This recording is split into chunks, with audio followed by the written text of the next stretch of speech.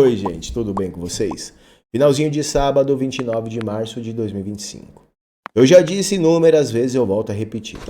Se o Brasil enfrenta um câncer pior do que o Lula e o PT, esse câncer é a Globo Lixo de televisão, o grupo Globo Lixo, que viabiliza não só o Lula e o PT, mas outras aberrações também na nossa nação. Inclusive, chegamos no ponto, no dia, em que a Chatuza Neri, viabilizando essas outras aberrações, expõe, sem o menor pudor, sem a menor vergonha na cara, que a mais alta corte, a última instância da justiça brasileira, hoje é corrompida. Ela tem lado. E os amigos deles têm benefícios. Olha a que ponto chegamos. Eles nem fazem mais conta de fazer de conta ali, de fazer teatro. Não, agora já escancarou. Afinal, quem pode julgá-los? Se eles se dizem os donos das verdades aí, né? Quem dita o que é certo e o que é errado. Pois é. Só que a última palavra não é do Supremo. A última palavra não é de semideus. A última palavra é de Deus. E aí eu quero trazer o contraponto disso tudo. De um lado, tem a Globo vomitando arrogância e prepotência. Do outro, já tem o UOL completamente desesperado, mostrando que o teto de vidro do Supremo não trincou, mas ele estourou. E junto com isso, acompanhado desse contraponto, eu quero trazer o Metrópolis expondo que em fevereiro Trump solicitou uma pesquisa acerca dos assuntos do Brasil. Bolsonaro, os inomináveis, do Lula, do PT, inclusive da Elon Musk. Como que andam esses assuntos aqui na nossa nação. E sabemos, é praxe, que todas as vezes que Trump vai tomar uma decisão importante sobre tal assunto, ele costuma fazer essas pesquisas, ou seja, está chegando a hora de Trump anunciar alguma coisa em relação ao Brasil. E falando em anúncios sobre o Brasil, no vídeo anterior, o tema foi a questão aí da anistia. Que amanhã, no domingo, teremos ato de bolos na Avenida Paulista contra, né, a anistia. E aí algumas pessoas comentaram: Júnior, não divulga isso daí não. Você está ajudando lá de lá? Não. Não estou ajudando, pelo contrário. Eu estou mostrando e fazendo questão que todos saibam que amanhã vai ter o ato do Boulos na Paulista. Sabe por quê? Vocês vão entender aqui na sequência. Inclusive, compartilhe com o esquerdista. Fala, ó, vocês são contra a anistia? Olha o que vai ter amanhã. Tem um cara aqui falando isso daqui, ó. Compartilha. Deixa seu like para que mais pessoas recebam esse conteúdo. Porque, ó, o Poder 360 traz. Atos contra a pele da anistia deve ser realizado em 8 capitais. Boulos quer reunir 20 mil pessoas na Avenida Paulista. Atos são em oposição a manifestações do presidente Bolsonaro. Tá aí, ó. Se anistia Bolsonaro na prisão. Isso aqui é o que eles chamam, ó. 30 de março. Frente Popular do Brasil, na imagem compartilhada pelo Boulos. Daqui o Boulos que expôs essa imagem. E aí tem o textão do UOL, falando que a concentração será feita a partir das 2 da tarde. Ou seja, à noite eu vou trazer, eu nem vou trazer em tempo real isso daqui, porque vai ser palhaçada. Eu quero trazer até desdobramento. Amanhã à noite vocês voltem aqui no canal que teremos vídeos disso, sobre esse assunto específico. Então, beleza. Teremos aqui 7 outras cidades e nem começou o evento, como eu já falei no vídeo anterior, inclusive é o tema. Olha só o que a gente já tem anunciado. Igor Gadelha, temendo fiascos, ministro de Lula desfalcam alta de Boulos na Paulista. Ministros de Lula temem que eventual presença deles em ato convocado por Boulos jogasse possível fracasso nas manifestações aí no colo do regime. Ou seja, compartilhe, faça questão. Fale, ó, amanhã terá ato de vocês. Quem de vocês aí vai? Quantos vocês vão conseguir juntar? Divulguem. Sabe por quê? Porque não tem adesão nem do lado deles.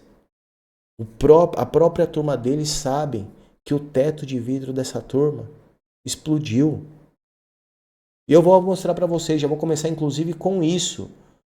Olha o que a turma do UOL está trazendo. Presta atenção. Vox Liberdade, será o início da queda do inominável? Se for afastado do caso, toda a narrativa cai junto. Vou até adiantar, é 3 minutos e pouco. Vou colocar aqui uma velocidade um pouquinho mais rápida, para não interferir na interpretação de vocês, mas para que não fique tão cansativo esse vídeo. Ouçam o que o Josias traz, o que o tal do Thales traz. Fabiola. Ô Thales, se o ministro Alexandre de Moraes não se afastar por conta própria, como sugere aí o Josias, o Barroso deve afastá-lo, conforme o pedido da defesa de Tagliaferro? Corre risco o Alexandre de Barroso acabar afastando, apesar de todo o corporativismo que a gente tem visto no Supremo. O fato é que o Moraes tem duas decisões que ele tem que tomar urgentemente. Uma é, nesse caso aí, eu acho, se afastar. Outro é apressar os processos, terminar os processos, acabar com essa história de golpe de Estado, processo de golpe de Estado, põe um ponto final nele, já está apurado coisa para burro, se tiver mais coisa para apurar, coloca-se depois no processo, mas tem que fechar o processo, está na hora de fechar essas coisas todas. E é isso que o Moraes está começando a correr risco. Por quê? Porque nesse caso aí do Tagliaferro, é evidente o que estava sendo dito nos bastidores do Supremo, que havia uma séria desconfiança do próprio Alexandre de Moraes de que o Tagliaferro fosse quem vazou. Por quê? Porque o rancor. O Tagliaferro foi acusado de uma agressão contra a mulher dele, essa acusação deixou o ministro Alexandre de Moraes extremamente irritado, o Tagliaferro foi demitido sem que o ministro sequer o recebesse, isso deixou o Tagliaferro com muito rancor, e é o que está sendo dito nos bastidores do Supremo, que o Tagliaferro está com muito rancor contra o ministro que não sequer quis ouvi-lo e o demitiu no caso da agressão que teria ocorrido contra a esposa dele. E aí, diante desse rancor, ele poderia ter vazado as próprias conversas do celular dele. Sendo isso ou não, o caso é que o ministro está diretamente envolvido na história, ele devia tirar o corpo fora, sair. Olha, eu não vou, eu passo para outra pessoa do Supremo cuidar desse caso e apurar esse caso, e o inquérito não está mais comigo, desse vazamento. E o resto, botar um ponto final, porque ele já virou vidraça e agora essa vidraça está começando a trincar. Está na hora da Alexandre de Moraes sair da história e até dos colegas dele no Supremo, inclusive o Barroso, o aconselharem. Moraes, tira o time de campo porque já chega. Ora! Olha isso que o UOL está trazendo. Não é nenhum canal bolsonarista, não é ninguém da direita, é a própria base deles. Tanto que, acompanhado dessa narrativa aqui do Thales Faria, olha o que o Pablo Hortelado no Globo traz.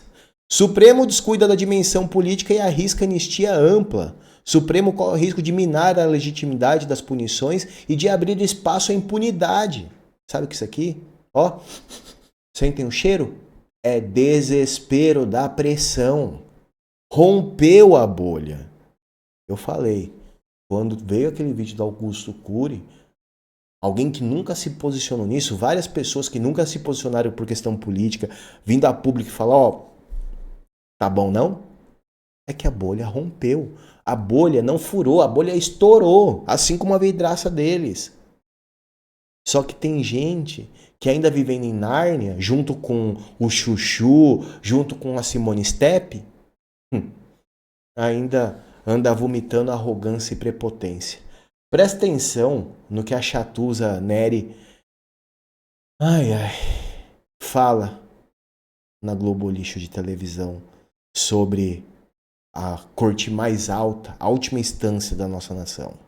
A outra coisa é que eu duvido que o parlamentar do Centrão vai achar uma boa ideia ser julgado pela primeira instância. Eu duvido. Imagina o caso do kit robótica, que na época resvalou no ex-presidente da Câmara, Arthur Lira.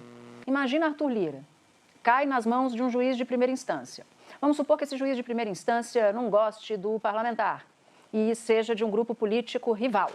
Existe isso, né? A gente não pode imaginar que todos os juízes são juízes meramente técnicos. Ele vai cair na mão de um juiz de primeira instância, tendo muito mais relação com ministros do Supremo, porque a gente sabe que a política frequenta muito bem o Supremo Tribunal Federal. A gente sabe também que essa política tradicional, não os bolsonaristas, os políticos tradicionais, centrão, centro-direita, direita, eles têm um trânsito muito frequente com o Supremo Tribunal Federal. O que vocês dizem disso? Então, só os bolsonaristas não têm acordo com a justiça? Obrigado, Natuza. Ela acaba de trazer mais um atestado de honestidade dos bolsonaristas. Mais uma vez a Globo escancara. Quem tem acordo, quem corrompe a justiça por benefício próprio e quem não tem conversa. Mas eles nem fazem mais questão. E o detalhe, né? Ela traz isso como se fosse algo bom para eles. Que mundo a Globo vive? Que mundo Chatuza Neri vive? O Enio Vettiberbo até comenta, né? Ela traz aqui, ó. Ele vai cair na mão de juiz de primeira instância, tendo muito mais relação com o ministro. A gente sabe que a política frequenta muito bem o Supremo. A gente sabe que essa política tradicional, não os bolsonaristas, os políticos tradicionais, centro-direita, direita, eles têm um trânsito muito frequente do Supremo. Natuza diz abertamente que a mais alta corte, juízes da mais alta corte não são técnicos. É ela que tá falando, não sou eu. Compartilha isso, manda esse vídeo pra frente, isso aqui é gravíssimo. Olha só, e que tem aí relações com políticos, e isso pode influenciar no julgamento de caso de corrupção envolvendo esses políticos. Aí ele comenta, né? Natuza, você tem noção da gravidade do que você está falando? E detalhe, ela nem tem vergonha, ele nem mede as palavras para falar assim, ó, a gente não tem juiz que tem, né, todo o calibre que precisava ter para estar em tal função. Não é. É coisa política, não é mais técnica, não. Não é mais por capacidade, por conhecimento, não. É quem vai caminhar na direção que o sistema quer. Isso é a Globo falando com zero críticas. Em tom completamente normal, ok, muito certo o que está acontecendo, só que não. De verdade. E aí eu quero transicionar para isso daqui, ó. Paulo Capelli, Trump analisa a pesquisa sobre Bolsonaro, Lula, Inominável e Musk. Saiba os dados da pesquisa interna feita no Brasil, analisado pela equipe do presidente dos Estados Unidos na Casa Branca. Isso aqui foi publicado ontem, às 7 da manhã. Por que eu tô unindo todas essas notícias? Porque eu desejo mais do que nunca. Eu oro a Deus. Se Trump for impor a lei Magnitsky para cima de alguns, que recaia sobre jornalistas da Globo. Sobre William Bonner, com a sua frase de que Lula não deve mais nada. Sobre Natuza, com isso aqui agora, ela expondo. Com Mortadela Lima, rachando o bico, trocando figurinhas com essas figuras, né? Com Eliane Cantanhede falando que janta com Zé Dirceu e daí que tem. E por aí vai. Espero que Trump, quando vier com suas ações contra algumas figuras do Brasil, não se esqueça desse câncer que viabiliza essas aberrações. Aqui, o Metrópolis expõe, ó. O presidente dos Estados Unidos determinou ao pesquisador de sua confiança que atuou na última campanha eleitoral que fizesse mapeamento sobre a situação política no Brasil. A pesquisa interna já circula na Casa Branca e tem foco na percepção dos brasileiros sobre diferentes assuntos e personalidades como Lula, Bolsonaro, Inominável, Elon Musk e Eduardo Bolsonaro. Trump costuma se munir de pesquisas sobre diferentes assuntos antes de tomar decisões estratégicas.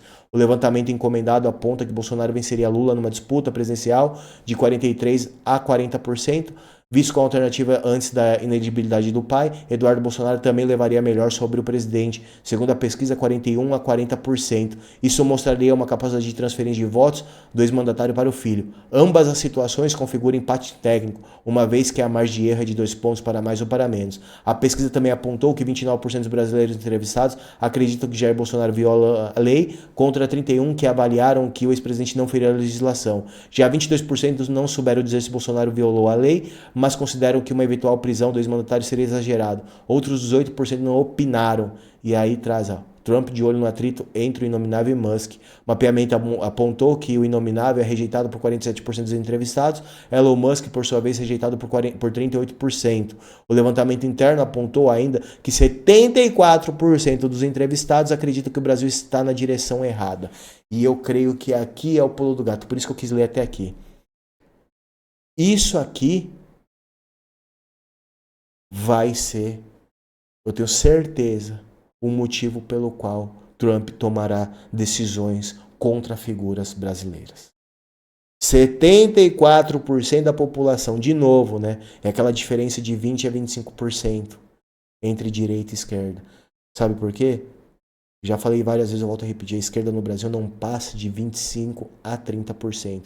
Só que nesse caso, a coisa tá tão ruim que até parte da esquerda já fala, tá ruim. Afinal, por mais que Alckmin fala que inflação isso e aquilo, petista, esquerdista também tá sentindo. E eu tenho certeza que no escurinho, se pressionado, se perguntado em sigilo, vai falar, tá ruim mesmo. Só para finalizar, a pesquisa foi feita há cerca de um mês entre os dias 18 e 25 de fevereiro, ou seja, antes do julgamento que torna Bolsonaro réu. Aguardem os próximos desdobramentos. Essa pesquisa, o Metrópolis expondo que rolou essa pesquisa, é porque estamos às vésperas de ações de Trump contra algumas pessoas. E quem está lá fora, como o Alan, o Paulo, já afirmaram, não é questão se vão fazer, e sim de quando vão fazer. Sanções contra essas pessoas já é certeza.